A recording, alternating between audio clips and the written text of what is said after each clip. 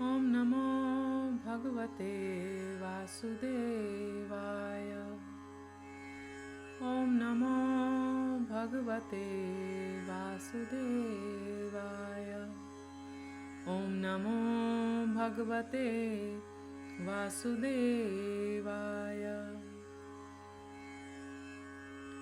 Narayanam Namaskritya Naram Chaiva Narottamam Devim Saraswatim Vyasam Tato Jayam Mudiraye. Before reciting the Srimad Bhagavatam, which is the very means of conquest, one should offer respectful obeisances unto the personality of Godhead Narayan, unto Nar Narayan Rishi, the supermost human being, unto Mother Saraswati, the goddess of learning, and unto Srila Vyasadeva, the author. Nashtaprayeshu abhadreshu nityam bhagavata sevaya bhagavate uttam shloke bhaktir bhavati naishtiki. By regular attendance in classes on the Bhagavatam and by rendering of service to the pure devotee, all that is troublesome to the heart is almost completely destroyed, and loving service unto the personality of Godhead, who is praised with transcendental songs, is established as an irrevocable fact. Namam Vishnupadaya Krishna Pristhaya Bhutale Srimate Bhaktivedanta Swamin iti namine Namaste Saraswate Deve Gauravani Pracharine Nirvishesha Shunyavadi Paschatya Deshatarine. Following are the translations by His Divine Grace A.C. Bhaktivedanta Swami Prabhupada on Srimad Bhagavatam, Canto-1, Chapter-4, titled The Appearance of Sri Narada. Text 1. Vyasadeva said, on hearing Suta Goswami speak thus, Shaunak Muni, who was the elderly, learned leader of all the rishis engaged in that prolonged sacrificial ceremony, congratulated Suta Goswami by addressing him as follows. Text 2. Shaunak said, O Suta Goswami, you are the most fortunate and respected of all those who can speak and recite. Please relate the pious message of Srimad Bhagavatam, which was spoken by the great and powerful sage Sukadeva Goswami. Text 3. In what period and at what place was this first begun? And why was this taken up? From where did Krishna Dvaipayan Vyas, the great sage, get the inspiration to compile this literature? Text 4. His son was a great devotee, an equibalanced monist, whose mind was always concentrated in monism. He was transcendental to mundane activities, but being unexposed, he appeared like an ignorant person. Text 5. While Sri Vyasadeva was following his son, beautiful young damsels who were bathing naked covered their bodies with cloth, although Sri Vyasadeva himself was not naked. But they had not done so when his son had passed. The sage inquired about this, and the young ladies replied that his son was purified, and when looking at them, made no distinction between male and female. But the sage made such distinctions. Text 6. How was he, Srila Sukadeva, the son of Vyasa, recognized by the citizens when he entered the city of Hastinapur, now Delhi, after a wandering in the provinces of Kuru and Jangal, appearing like a madman, dumb and retarded? Text 7. How did it so happen that King Parikshit met this great sage, making it possible for this great transcendental essence of the Vedas, Bhagavatam, to be sung to him? Text 8. He, Sukadeva Goswami, was accustomed to stay at the door of a householder only long enough for a cow to be milked. and he did this just to sanctify the residence. Text 9. It is said that Maharaj Parikshit is a great first-class devotee of the Lord, and that his birth and activities are all wonderful. Please tell us about him. Text 10. He was a great emperor and possessed all the opulences of his acquired kingdom. He was so exalted that he was increasing the prestige of the Pandu dynasty. Why did he give up everything to sit down on the bank of the Ganges and fast until death? Text 11. He was such a great emperor that all his enemies would come and bow down at his feet and surrender all their wealth for their own benefit. He was full of youth and strength, and he possessed kingly opulences that were difficult to give up. Why did he want to give up everything, including his life? Text 12.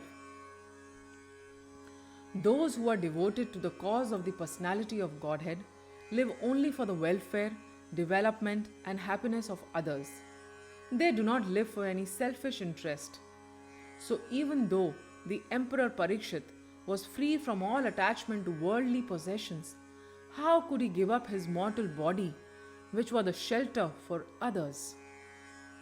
Text 13.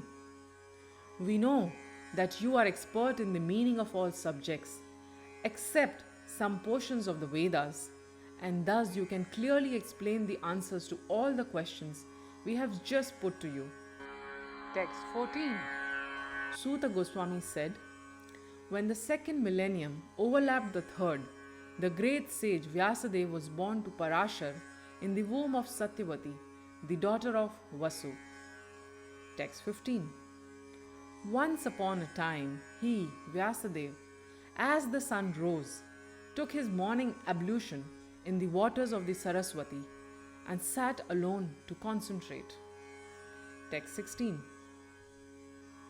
The great sage Vyasadeva saw anomalies in the duties of the millennium. This happens on the earth in different ages due to the unseen force of time. Text 17 and 18. The great sage, who was fully equipped in knowledge, could see through his transcendental vision the deterioration of everything material due to the influence of the age. He could also see that the faithless people in general would be reduced in duration of life and would be impatient due to lack of goodness.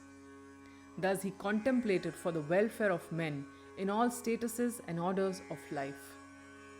Text 19. He saw that the sacrifices mentioned in the Vedas were means by which the people's occupations could be purified. And to simplify the process, he divided one Veda into 4 in order to expand them among men. Text 20. The 4 divisions of the original sources of knowledge, the Vedas, were made separately, but the historical facts and authentic stories mentioned in the Puranas are called the 5th Veda. Text 21. After the Vedas were divided into 4 divisions, Paila Rishi became the professor of the Rig Veda, Jaimini the professor of the Sama Veda, and Vaisampayana alone became glorified by the Yajur Veda. Text 22. The Sumanto Muni Angira, who was very devotedly engaged, was entrusted with the Atharva Veda, and my father, Roma Harshana, was entrusted with the Puranas and the historical records. Text 23. All these learned scholars, in their turn, rendered their entrusted Vedas unto their many disciples, grand disciples, and great grand disciples. And thus the respective branches of the followers of the Vedas came into being. Text 24. Thus the great sage Vyasadeva, who is very kind to the ignorant masses, edited the Vedas so they might be assimilated by less intellectual men. Text 25. Out of compassion, the great sage thought it wise that this would enable men to achieve the ultimate goal of life. Thus he compiled the great historical narration called the Mahabharata for women, laborers, and friends of the twice born. Text 26. O twice born Brahmanas, still his mind was not satisfied, although he engaged himself in working for the total welfare of all people. Text 27. Thus the sage, being dissatisfied at heart, at once began to reflect, because he knew the essence of religion, and he said within himself. Text 28 and 29. I have, under strict disciplinary vows, unpretentiously worshipped the Vedas, the spiritual masters, and the altar of sacrifice. I have also abided by the rulings and have shown the import of disciplic succession through the explanation of Mahabharata, by which even women, Shudras, and others, friends of the twice born, can see the path of religion. Text 30. I am feeling incomplete, though I myself am fully equipped with everything required by the Vedas. Text 31.